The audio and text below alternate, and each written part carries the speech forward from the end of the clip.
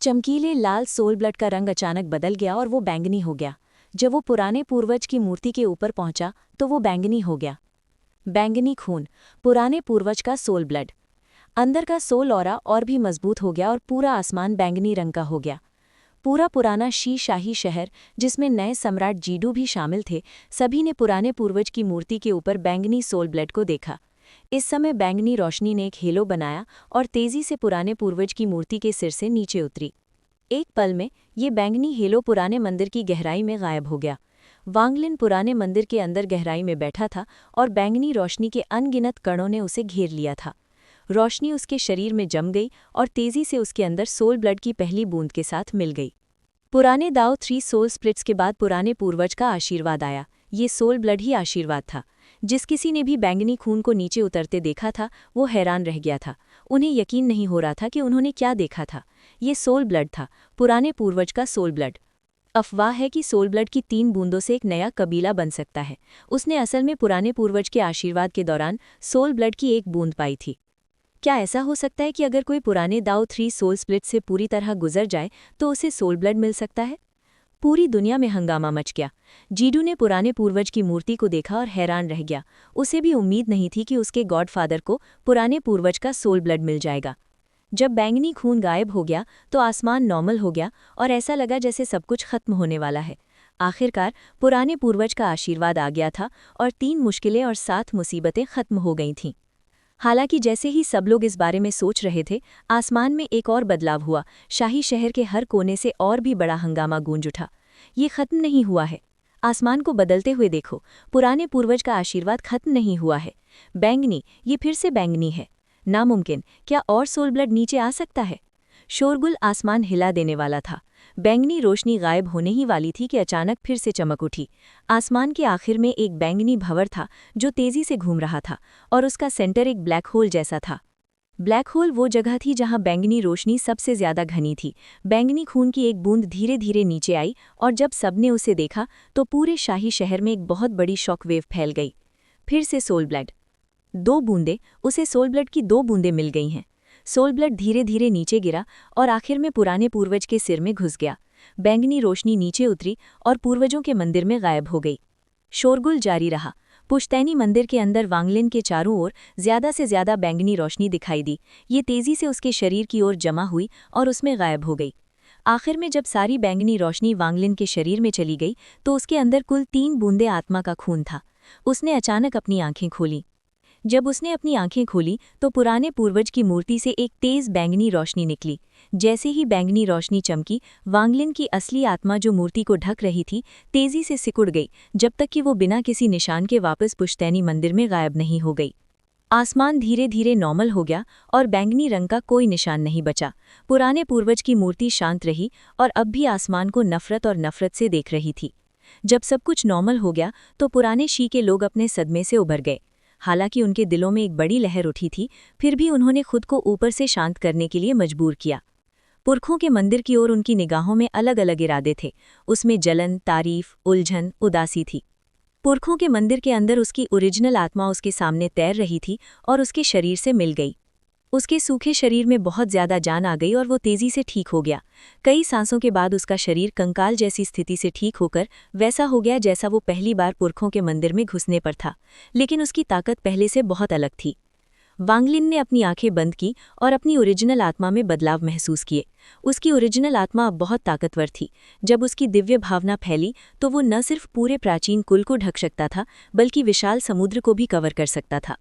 वो दुनिया के नियम को महसूस कर सकता था, सभी चीज़ों की हरकतों को महसूस कर सकता था और समय के बहाव को भी देख सकता था। सिर्फ उसकी ओरिजिनल आत्मा ही ताकतवर नहीं हो गई थी, उसका शरीर हमेशा से मजबूत था, लेकिन अब उसे अपने शरीर में ताकत महसूस हो रही थी। उसे लग रहा था कि वो एक ही मुक्के से आसमान को तबाह कर सकता है। मुझे हैरानी है कि अब मैं ग्रैंड एम्पीरियन गोदा से कैसे तुलना कर सकता हूँ, वांगलिन ने पुरतैनी मंदिर के बाहर चलते हुए धीरे से कहा। ये पहली बार था। वो 100 साल में अपने पुरतैनी मंदिर से बाहर गया था।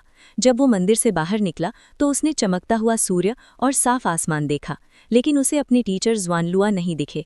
जब आत्मा के खून की दूसरी बूंद गिरी तो ज़्वानलुआ ने जाने का फैसला किया। वो वांगलिन को बचाने आया था और अब सब खत्म हो गया था। उसे नहीं पता था कि अगर वे मिले तो वो वांगलिन से क्या कहेगा। इसलिए वो जा सकता था। आसमान और उस दिशा में देखते हुए जहां ज़्वानलुआ गया था, वांगलिन चुपचाप सोचता रहा।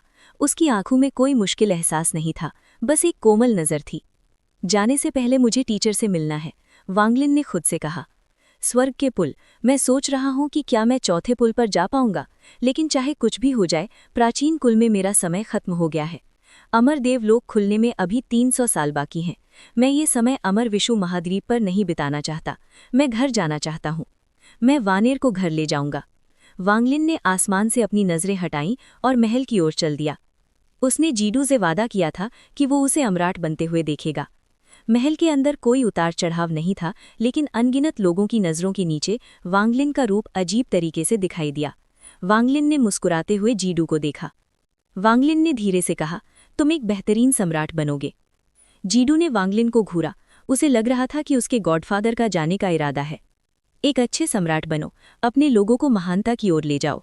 वांगलिन का दाहिना हाथ खाली जगह पर गया और शाही सिंहासन पर रखा ताज उसके हाथों में आ गया। उसने हाथ हिलाया और फिर ताज जीडू की ओर फैल गया। ये जीडू के सिर पर आ गिरा और अब वो असली सम्राट था। मुस्कुराते हुए वांगलिन मुड़ा और खाली जगह की ओर एक कदम बढ़ाया। वो प्राचीन शाही शहर से गायब हो गया, यहाँ सबकी नज़रों से ओझल हो गया और जीडू की आंखों से भी ओझल हो गया। गॉडफादर, जीडू ने उस तरफ चिल्लाया जिस तरफ वांगलिन गया था। उसे जुदाई का दुख था। वो ये नहीं भूल पा रहा था कि उसे जो कुछ भी मिला था वो सिर्फ वांगलिन की वजह से ही मुमकिन हुआ था। वांगलिन चला गया। वो प्राचीन से निकला और 7 दाव संप्रदाय की दिशा में दिव्य कबीले की तरफ देखा। एक पल सोचने के बाद वो उस प्राचीन दाव राजशाही शहर की ओर चल दिया जिसे उसने 200 साल पहले छोड़ा था। प्राचीन दाव राजशाही शहर में ज़्वानलुआ के अलावा किसी ने उसके आने पर ध्यान नहीं दिया था। प्राचीन दाव मंदिर के पीछे पहाड़ पर वांगलिन ने ज़्वानलुआ को उस घर में देखा जिसमें वो रुका था।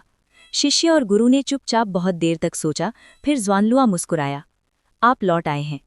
शिष्य ने गुरु को नमस्ते किया। वांगलिन को इस घर में 200 साल पहले वाली गर्मजोशी मिली। वो भूल गया था कि वो गुदा जितना ताकतवर है। उसकी नज़र में ज़्वानलुआ उसका टीचर था और वो चेला। वांगलिन 3 साल तक पुराने दाव मंदिर के पीछे वाले पहाड़ पर रहा। ये 3 साल एक स्पिरिचुअल एक्सपीरियंस थे, क्योंकि उसने अपनी ताकत में बढ़ोतरी पर कंट्रोल पा लिया था।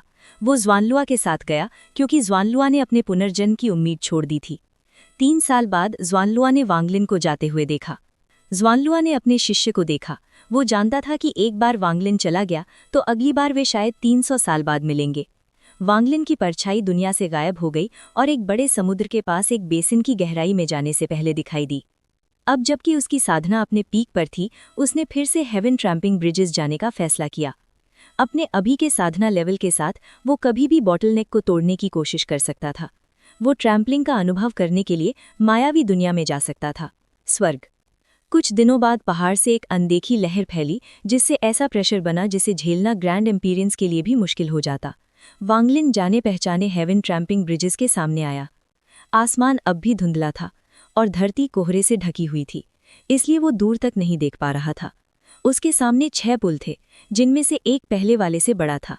आखिरी पुल के बाद एक धुंधला सा सीन था जिसमें वांगलिन डूबा हुआ लग रहा था। उसके पीछे 3 पुल थे। वो अभी चौथे पुल के सामने खड़ा था जहां वो 100 साल पहले रुका था। काफी देर बाद उसने 9वें पुल के पीछे के धोखे वाले सीन से अपनी नज़र हटाई। उसने चौथे पुल को देखा, फिर अपना पैर उठाया और एक कदम आगे बढ़ाया।